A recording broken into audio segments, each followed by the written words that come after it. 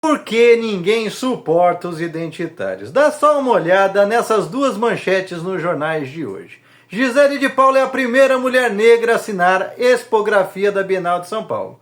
Juliana fez tudo correto, diz a primeira mulher negra latina a subir o Everest. Quando você lê a primeira manchete, referente aqui a Gisele de Paula, dá a impressão de que ela só está assinando a exposição da Bienal por ela ser uma mulher negra e não por ela ser competente, porque o que fez ela assinar essa exposição é o fato dela ser competente, ser muito boa na área dela, a cor, o sexo dela, o gênero não fez diferença para ela ocupar essa posição de destaque. Entretanto, os identitários, fingindo que estão promovendo certas minorias, na verdade estão diminuindo e colocando essas pessoas num quadradinho exótico, como se elas tivessem recebido esse mérito como uma espécie de cota, por ser negra e mulher, quando na verdade foi por mérito. A segunda manchete consegue ser pior ainda. Juliana fez tudo correto, diz a primeira mulher negra latina a subir o Everest. Ou seja, ela nem nome tem. A Areta nem apareceu o nome dela na manchete, porque o que importava para quem escreveu essa porcaria dessa manchete é dizer que ela é uma primeira mulher negra e latina a subir o Everest. Quando, na verdade, a única coisa que realmente importava aí para justificar que ela pudesse fazer uma avaliação sobre a brasileira, que infelizmente morreu lá fazendo turismo na Indonésia, é o fato delas ter experiência em escaladas, ou seja, o Everest. Mas aí tem que criar um super mérito no fato dela ser uma mulher negra e latina, quando isso não interfere. O que faz diferença para ela não é a sua cor, não é a sua origem, mas é o fato dela ter tido a experiência de fazer uma escalada bastante difícil. E é por isso que o povo não suporta esses discursos identitários, porque eles transformam o mérito das pessoas, o esforço, num gueto. Quando eles reduzem as pessoas e fazem tudo que é mérito parecer um privilégio, quando na verdade o que a gente precisa de verdade são políticas públicas que compensem as diferenças para a gente ajudar a todos. Vou dar um exemplo para vocês. Imagine que você vá, como política pública, ter um ônibus que rodam na sua cidade. Então você precisa, porque é um ônibus que vai atender a todos, ter um ônibus que seja capaz de ser adaptado a levar todo tipo de gente. O gordo, o magro, o cadeirante, o cego, a pessoa saudável, 100% plena saudável, a criança, o idoso, enfim, todo tipo de gente. Como é um transporte público, ele tem que ser adequado para todo mundo. Quando você explica isso para a população, ninguém acha que vai ser privilégio criar um ônibus, por exemplo, com uma rampa que dê acesso a um cadeirante, ou com espaços mais largos para pessoas mais obesas, ou então espaços reservados para os idosos. Enfim, as pessoas entendem que cada pessoa com suas necessidades particulares precisam e são merecedoras de também ser acolhidas naquele espaço. Mas quando você fala, olha, o ônibus vai ter que ter um elevador por causa do deficiente, você cria a impressão que você está criando um privilégio e não uma obrigação de um sistema público de atender todo mundo. E é isso que essa praga dos identitários fazem. Identitários, inclusive, que são uma praga de direita, muitas vezes infiltrados na esquerda.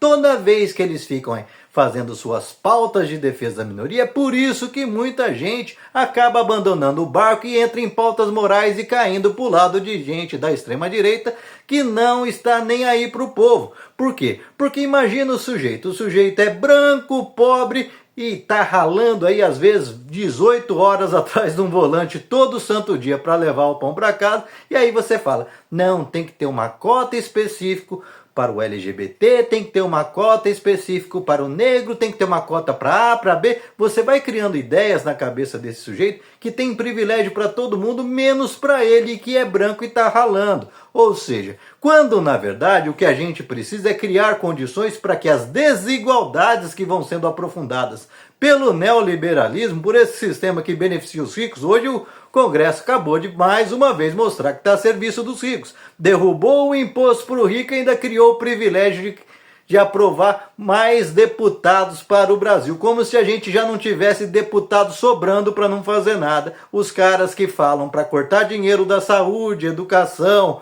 programas sociais como Bolsa Família, criando mais despesas para pôr mais inúteis lá. E é isso que a gente precisa começar a rever, enfrentar os problemas de vez, ou seja, vamos criar programas para atender a todos que mais precisam, ou seja, as pessoas que estão socialmente deficitárias, que têm um estudo mais baixo que os outros, independente da cor, da origem. Normalmente as pessoas que acabarão sendo mais atendidas já são as minorias mesmo, serão normalmente as mulheres, serão normalmente os negros, as pessoas LGBT, porque são as mais marginalizadas pela nossa sociedade. E aí sim, quando você criou esse programa que integra todo mundo e cria condições para que essas pessoas possam participar de tudo e criando compensações para suas dificuldades, a gente começa a enfrentar as desigualdades, que são os verdadeiros problemas do Brasil.